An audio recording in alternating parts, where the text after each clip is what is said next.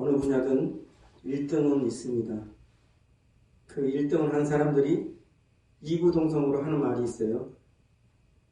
1등을 하는 것은 오히려 쉽다. 그러나 그 1등을 유지하는 것은 훨씬 더 어렵다.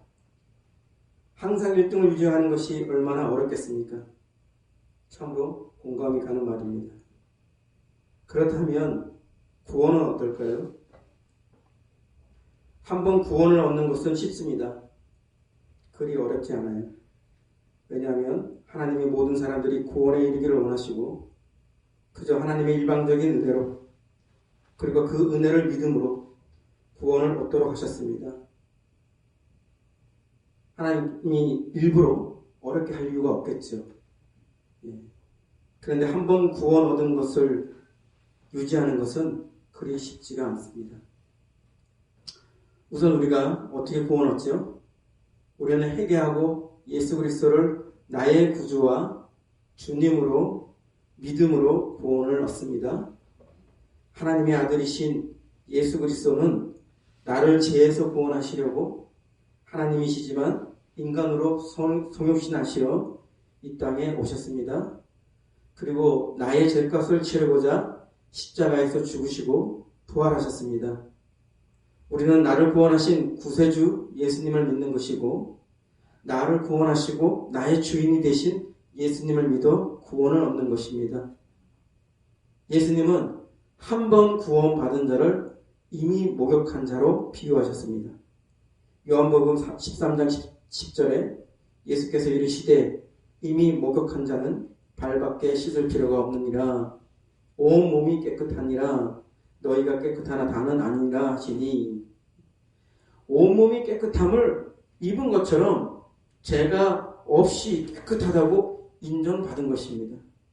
그런데 한 번 목욕하였다고 해서 우리가 계속 그 상태를 유지할 수 있을까요? 여러분은 한 번 목욕하고 그 다음에 안 씻나요? 네? 씻을 필요가 없나요? 한 번 목욕하면? 그렇지 않죠. 유지할 수가 없습니다. 그건 불가능해요.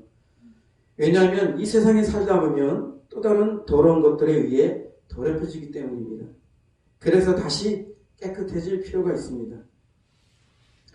그러니 한 번 구원받았다고 해서 영원히 구원이 보장된 것처럼 말하는 것이 얼마나 터무니없는 말인가요? 한 번 구원은 영원한 구원이 아닙니다. 한 번 구원은 완전한 구원이지만 그것이 영원히 보장된다고 말하는 것은 성도들을 방심하고 부주의하게 하는 지옥 가게 할 사탄의 교리입니다. 우리는 구원의 시점을 제대로 이해해야 합니다. 이미 목욕한 자가 된 것처럼 여러분은 이미 구원을 얻었습니다. 그러나 동시에 또한 아직 구원을 얻지 못했습니다. 우리의 구원은 이미와 아직이라는 두 시점이 존재합니다. 예수 그리스도를 믿는 순간 여러분은 이미 구원을 얻었습니다. 그것을 성경이 증거하고 있습니다. 그러나 또한 예수 그리스도를 믿어도 아직 완성되지 않았다고 성경이 또한 말씀하고 있습니다. 그래서 오늘 본문 말씀도 항상 복종하여 두렵고 떨림으로 너희 구원을 이루라 말씀하고 있습니다. 구원이 끝난 것이 아니라 앞으로 이루어 나가야 한다는 것입니다. 겉으로 보기에는 이미와 아직이라는 시점이 서로 대립하는 모순이요 충돌하는 것처럼 보입니다. 그러나 그 반대로 오히려 서로를 보완하는 것이라 보아야 할 것입니다. 쉽게 비유적으로 설명을 다시 드리겠습니다. 자, 여러분에게 새로운 아파트 입주권이 있다고 합시다. 그렇다면 그 아파트는 이미 여러분의 것, 여러분의 소유입니다. 하지만 그렇다고 해서 아직 그 아파트에 입주한 것은 아닌 것입니다. 마찬가지로 우리 모두는 이미 믿음으로 천국의 입주권을 가진 상태입니다. 천국은 우리의 것이고 우리 소유입니다. 천국에 대한 소망이 있죠. 그러나 아직 천국에 들어간 상태는 아니라는 것입니다. 이러한 이미와 아직이 공존한다는 것을 성경에서도 증명하고 있어요. 첫 번째는 우리는 이미 거룩하고 흠없고 책망할 것이 없는 자가 되었다고 하였어요.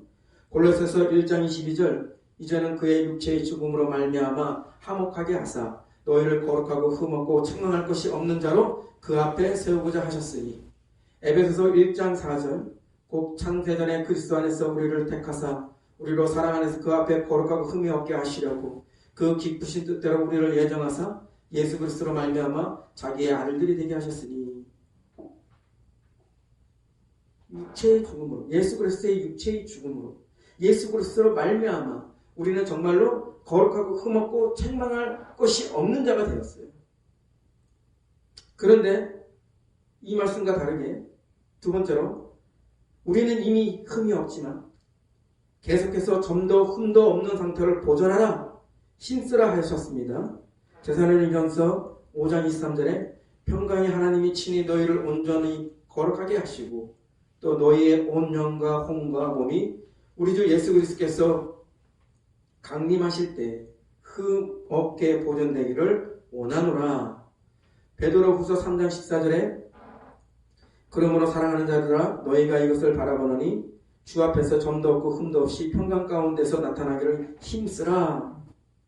분명히 성경은 예수 그리스도를 말미암아 우리가 거룩하고 흠없고 책망할 것이 없는 자가 되었다 하셨습니다.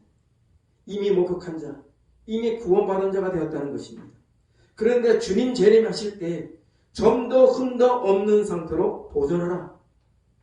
그런 상태를 힘쓰라. 그렇게 말씀하고 있죠. 한 번 구원받았어. 한 번 그냥 목욕했어. 거기서 끝난다고 한다면 더 이상 보존하라. 더 이상 힘쓰라 할 이유가 없어요. 그죠? 더 이상 그럴 필요가 없어요. 그러나 거기서 끝나는 것이 아니라 계속해서 우리는 이 세상에서 살고 있고 주님 오실 때까지 이 세상에 살면서 하나님이 예수 그리스도께서 이 땅에 다시 재림하실 때 심판의 주로 재림하실 때 그 앞에 점도 흠도 없는 상태를 유지해야 하기 때문에 그 상태로 서야 되기 때문에 우리가 처음 구원받은 그 상태와 똑같은 모습으로 유지해야 된다는 거예요. 그렇지 않고 다시 더럽혀지고 잘못된 상태를 가지고 있는 상태에서 예수 그리스도를 맞이한다고 한다면 우리는 그분으로부터 버림받고 심판을 받을 수밖에 없습니다. 또 구체적으로 또 살펴보겠는데요.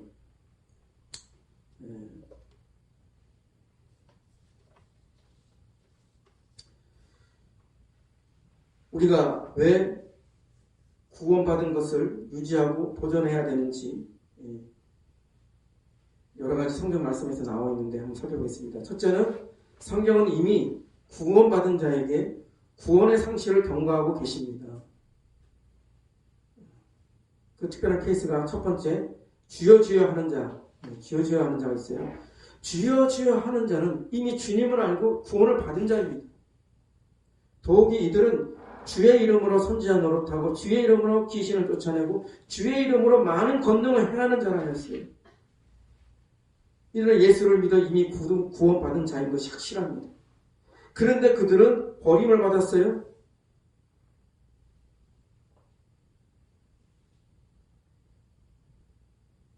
마태복음 7장 23절에 그때 내가 그들에게 밝히 말하되 내가 너희를 도무지 알지 못하니 불법을 행하는 자들아 내게서 떠나가라 하리라. 그렇게 말씀하신다고 하셨어요. 무엇이 문제입니까? 누가복음 6장 46절에 무엇이 문제인지 나타납니다. 너희는 나를 불러 주여 주여 하면서도 어찌하여 내가 말하는 것을 행하지 아니하느냐. 주여 주여 하는 자들의 문제가 뭐냐면 주여 주여 하면서 순종하지 않아요. 주님을 주님 되게 하고 종이 돼야 되려면 순종이 따라야 되는데 입술로만 주여 주여 하지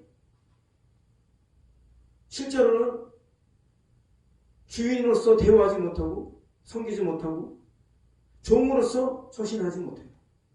그러니 무슨 그 입술로 주여 주여 하는 것이 어떻게 진실한 주여 주여가 되겠습니까? 아쉬우니까 주여 주여. 자기한테 이기적으로 필요하니까 주여 주여 하는 것.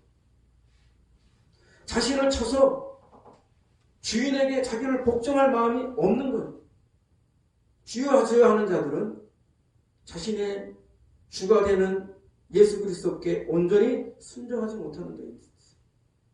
그래서 그들은 불법을 행하는 자가 되어서 결국 버림받게 됩니다. 두 번째는 선질로 생각하는 자. 고린도전서 10장 11절 12절 이렇게 나와 있어요. 그들에게 일어난 이런 일은 본보기가 되고 또한 말세를 만나 우리를 깨우치기 위하여 기록되었느니라. 그런즉 선질로 생각하는 자는 넘어질까 조심하라. 바울은 고린도전서의 말씀에서 먼저 선택받고 먼저 구원받은 이스라엘 백성들이 저지른 가오를 쭉 열거합니다. 그들이 하나님으로부터 선택받았고 또 구원받았지만 결국 그들이 하나님 앞에 득지하여서 범죄하여서 결국 버림받은 그 본보기를 열거합니다. 처음 구원받은 처음 온 가지들도 하나님께서 그와 같이 그 잘못에 그 범죄함에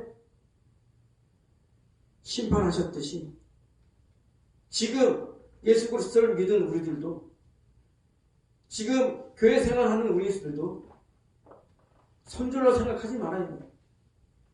언제든지 넘어질 수 있으니까 언제든지 잘못될 수 있으니까 조심하라 이거예요. 내가 정말로 나는 구원받았어. 나는 이제 문제없어. 그렇게 생각할 것이 아니라 내가 정말로 구원받았다고 생각한다 그런다면 그 구원이 무너지지 않도록 그 구원이 잘못되지 않도록 주의하라는 얘기예요. 세 번째는 하나님의 나라를 유업으로 받지 못할 자.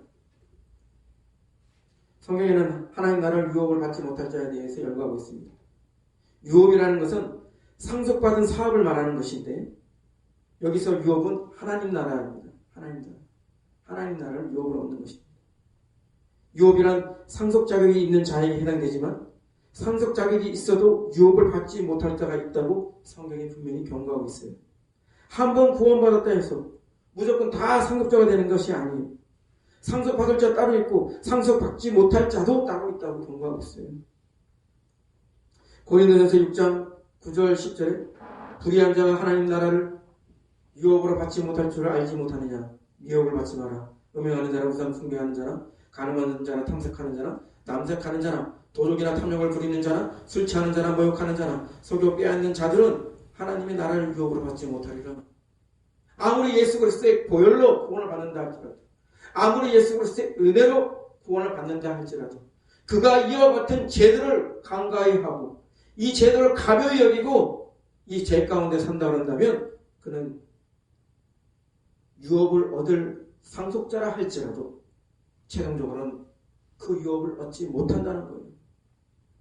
그러니까 미혹을 받지 않도록 그와 상관없이 너는 어찌하든지 너는 천국에 들어갈 거야. 하나님 나라에 들어갈 거야. 이런 미혹을 받지 않도록 주의하라는 거예요. 예수 그리스도의 보혈이 우리를 구원하지만 예수 그리스도의 보혈을 은혜를 받았음에도 불구하고 여전히 죄 가운데 산다고 한다면 예수 그리스도의 보혈을 욕되게 하는 자이고 그 보혈을 쓸모없게 하는 자와 똑같은 거예요. 결국 그는 하나님 나라를 들어갈 수 없게 될 것입니다. 갈라디아서 5장 19절에도 육체의 일은 분명하니 곧 음행과 더러운 것과 호색과 우상숭배와 주술과 원수 맺는 것과 분쟁과 시기와 분냄과 당짓는 것과 분열함과 이단과 투기와 술 취함과 방탕함과 또 그와 같은 것들이라. 전에 너에게 경계한 것 같이 경계하노니 이런 일을 하는 자들은 하나님의 나라를 유업으로 받지 못할 것이요. 여기도 나오죠. 21절에 너희에게 경계한 것 같이 경계하노니 이거는요 불신자들에게 하는 얘기가 아니에요. 갈라디아서 편지잖아요. 갈라디아 교회 구원받은 갈라디아 교인들에게 지금 너희라고 하면서 너희에게 지금 경계하는 것이 너희도 잘못하면 하나님 나라를 유업을 받을 수 없다. 경고하고 있는 거예요. 앞에 나왔던 고린도전서는 고린도 교회에 경고를 하고 있는 거예요. 구원받은 고인도 교회에 지금 경고를 하고 있는 거예요. 너희가 예수를 알고 예수의 보혈을 믿고 그렇다 해서 모든 구원이 보장된 것이 아니다. 너희일지라도 예수의 보혈로 예수의 은혜로 구원받은 너희일지라도 이와 같은 죄를 범하고 죄 가운데 산다 그런다면 너희 또한 이런 이유로 하나님 나라를 유업으로 상속받지 못할 것이다. 이렇게 말씀하고 있는 거예요. 예수 그리스도께서 우리를 위해서 피를 흘리시고 예수 그리스도께서 우리를 위하여 자기 몸을 던진 것은, 희생하신 것은 우리로 다시는 죄 가운데 살지 말라는 거예요. 그 은혜로, 그 희생으로 우리가 구원을 얻고 죄에서 자유함을 얻었는데 다시 그 죄로 돌아가는 것을 주님이 원하실까요? 그런데 우리 그와 같이 죄를 가벼이 여기지 말고 그러한 죄들을 멀리하고 죄와 결별하고 오히려 하나님에 향하여 의의 열매를 맺으며 의의 백성으로, 의의 자녀로 살아가는 것이 하나님의 뜻인지인데 여전히 옛사람, 옛죄에 빠져서 그와 같은 일들을 한다고 한다면 아무리 예수의 보혈이 있어도 예수 그리스도의 은혜가 있어도 그런 결국에 하나님 나라를 유업으로 얻지 못할 것입니다. 두 번째, 다시 세상의 죄 중에 얽매이고 지면 그 나중 형편이 처음보다 더 심하다고 하였습니다. 베드로후서 2장 20절에서 22절에 이렇게 나와요. 만일 그들이 우리 주 대신 구주 예수 그리스도를 알므로 세상의 더러움을 피한 후에 다시 그 중에 얽매이고 지면 그 나중 형편이 처음보다 더 심하리니 의의 도를 안 후에 받은 거룩한 명령을 저버리는 것보다 알지 못하는 것이 도리어 그들에게 나으니라. 참된 속담에 이르기를 내가 그 토하였던 곳에 돌아가고 돼지가 씻었다가 더러운 구덩이에 돌아 누웠다 하는 말이 그들에게 응하였도다. 예수 그리스도를 알았어요. 예수 그리스도를 알고 세상에 돌아온 모든 죄들을 다 피했어요. 근데 다시 세상에 돌아온 세상의 죄 가운데 들어간다는 얘기예요. 의의 도를 알았어요. 의의 도를 아는 이후에는 이제 거룩하라. 너희가 의의 백성이 되었고 의의 자녀가 되었으니 이제는 거룩하라 하는 그 거룩한 명령을 따라야 되는데 그걸 저버렸어요. 그런 자들은 그 나중 형편이 더 심하다는 거예요. 이걸 비유적으로 뭐라 하냐면 개가 있잖아요. 토해요. 토한 그 더러운 걸 또 먹어요. 사람은 그렇게 안 하죠. 얼마나 더러운 거예요. 돼지가 있어요. 돼지를 깨끗이 씻었단 말이에요. 냄새나고 더러우니까. 그런데 또 그 돼지가 또 더러운 곳 웅덩이에 들어가가지고 확 뒹굴면서 좋다고 막 그러는 거예요. 씻으라면 안 하잖아요. 그렇지 않아요? 열심히 씻으라면 안 해요. 씻었더니만 지가 깨끗해진 것을 알지 못하고 다시 더러운 웅덩이에 가지고 확 첨벙대면서 막 거기서 비비고 막 그러는 거예요. 아무 소용이 없는 거예요. 예수의 피가 그를 깨끗하게 한다 할지라도 그 스스로가 다시 세상의 죄 가운데서 스스로 더럽혀지고 그 더러움 가운데 산다고 한다면 무슨 소용이 있겠습니까? 그런데 그와 같이 예수로 인해서 깨끗함을 입고도 나중에 다시 죄 가운데 가면 차라리 예수를 알지 못했던 그때보다 나중에 심판받는 것이 더 심하다는 거예요. 알지 못하고 심판받는 것보다 예수를 알고 난 다음에 잘못해서 심판받는 것이 더 심한 결과를 온다는 것을 지금 경고하고 있는 것입니다. 두 번째, 사도 바울은 버림받을까? 세 번째입니다. 세 번째, 사도 바울은 버림받을까 두려워했다. 바울 사도도 자신의 구원을 장담하지 못했어요. 언제든지 버림받고 탈락될 수 있음을 스스로 고백하였습니다. 그래서 버림받지 않으려고 자기 몸을 쳐서 예수 그리스도에게 복종한다 하고 하였습니다. 고린도전서 9장 20절 내가 내 몸을 쳐 복종하게 함은 내가 남에게 전파한 후에 자신이 도리어 버림을 당할까 두려워함이로다 말씀하고 있습니다. 바울 사도는 내가 날마다 죽노라 이렇게까지 말씀하셨어요. 왜 죽어요? 왜 죽어요? 예수님에게 복종하기 위해서 죽는 거예요. 예수님에게 복종해야 자기가 구원받을 수 있기 때문에 자기가 복종하기 위해서 구원받기 위해서 그래서 날마다 죽는 거예요. 그래서 예수님도 우리에게 바울이 죽는 것처럼 우리 일구하시잖아요. 누구든지 나를 따라오려거든 자기를 부인하고 날마다 제 십자가를 지고 나를 따를 것입니다. 우리가 온전히 예수님과 동행하고 예수님을 따르고자 한다면 먼저 자기를 부인해야 돼요. 그리고 날마다 자기 십자가를 지고 자기 십자가는 자기 죽음입니다. 자기 자아의 죽음이에요. 예수님을 거슬려 하는 것, 예수님께 불순종하는 모든 것을 꺾고 그분에게 순종하기 위해서 그 모든 것을 죽이는 거예요. 자기 안에 잘못된 모든 것들을 죽이고 따르는 거예요. 그게 하나님께서 요구하시는 것입니다. 그렇다면 우리가 한번 구원받는 것은 쉬운데 그 구원을 유지하기 위해서 그 구원을 유지하는 관건은 무엇인가? 체크리스트를 한번 따져보겠습니다. 첫째는 나는 거룩을 추구하는가? 하나님의 뜻은 거룩함입니다. 하나님이 우리를 부르신 것은 거룩하게 하시는 분이에요. 이것을 저버리는 것은 하나님을 저버리는 것입니다. 베드로전서 1장 15절 16절 오직 너희를 부르신 거룩한 이처럼 너희도 모든 행실에 거룩한 자가 되어 기록되었을 때 내가 거룩하니 너희도 거룩할지어다 하셨느니라. 거룩함은 구원과 직결되어 있습니다.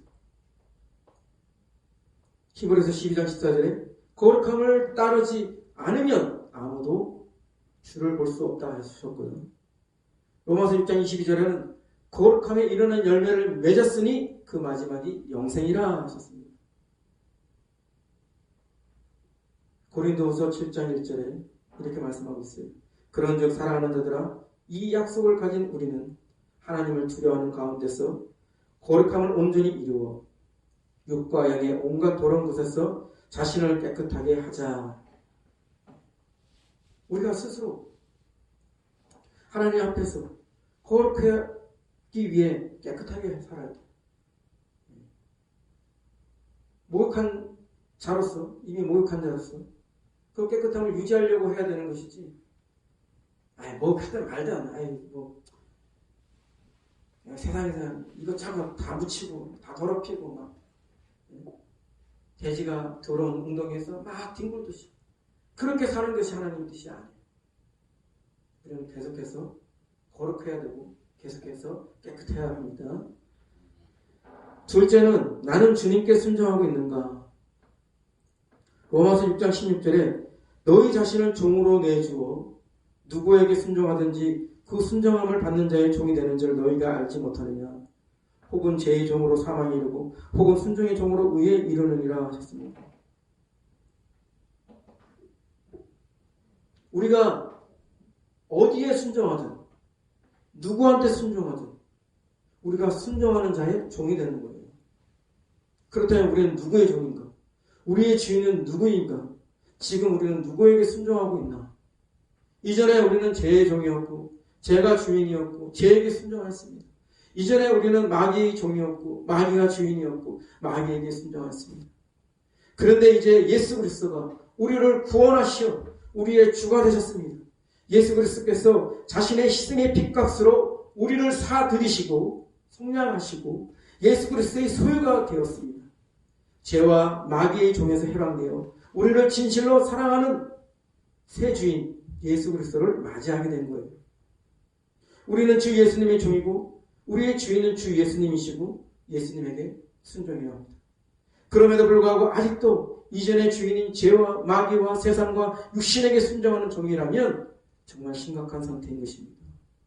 회개하시고 돌이키십시오. 우리의 참 주인이신 예수님에게 순종하십시오. 믿노라 하면서 순종하지 않는 자, 이슬로는 주여 주여 하지만 순종하지 않는 자는 결국 주 예수님에게 버림받을 것입니다. 그리고 그가 순종했던 죄와 마귀를 따라 함께 지옥불에 던져질 것입니다. 세 번째, 나는 좋은 열매를 맺고 있는가? 한때 구원의 확신으로 판가름하는 때가 있었어요. 구원의 확신이 있습니까? 라는 질문을 받아본 적이 있을 거예요. 그런데 구원의 확신으로 구원을 장담하거나 보장하는 것은 아닙니다. 구원은 그 열매로 알 수 있습니다. 그가 구원받았는지 구원받지 않았는지는 그가 맺는 열매로 아는 것입니다. 성경은 그 열매로 그를 알 수 있다고 했습니다. 가시나무에서 포도를 얻을 수 없고 엉겅퀴에서 무화과를 얻을 수 없습니다. 좋은 나무인지 나쁜 나무인지는 그 나무가 맺는 열매로 아는 것입니다. 좋은 열매를 맺으면 좋은 나무이고 나쁜 열매를 맺으면 나쁜 나무입니다. 그 열매를 보고 그 나무를 알 수 있듯이 그 열매를 보고 그가 구원받고 구원받을 자인지 판가름 나는 것입니다. 우리가 열매를 맺지 못하면 성경이 뭐라고 하나요? 마태복음 3장 10절에 이미 도끼가 나무 뿌리에 놓였으니 좋은 열매를 맺지 아니하는 나무마다 찍혀 불에 던져지리라. 열매가 없거나 나쁜 열매를 맺으면 언제든지 찍혀서 불에 던져진다. 지옥불에 던져진다는 거예요. 마태복음 21장 43절에는 그 나라에 열매 맺는 백성이 그 나라에 들어간다고 하였습니다. 씨 뿌리는 비유에서도 결국 30배, 60배, 100배 열매를 맺어야 구원을 얻는 것이고 문화와 달란트 비유에서도 주인이 인정하는 결과를 가져온 자가 인정받는 것입니다. 우리는 회개에 합당한 열매를 맺어야 되고 성령의 열매를 맺어야 되고 그리스도를 닮는 열매를 맺어야 합니다. 이제 말씀을 맺겠습니다.